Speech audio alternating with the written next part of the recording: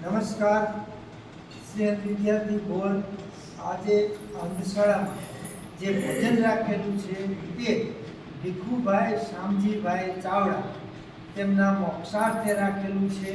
તો ઈશ્વરને આપણે એક પ્રાર્થના કરીએ સૌ કે ભીખુભાઈના આત્માને શાંતિ સદગતિ આપે અને ઈશ્વર તેમના ધામમાં તેમને સ્થાન આપે અને તેમના પરિવારને સુખ શાંતિ અને સમૃદ્ધિ આપે એવી ઈશ્વરને આપણે વંદના કરીએ અને ભોજન લેતા પહેલા સૌ પ્રાર્થનાથી શરૂઆત કરશું.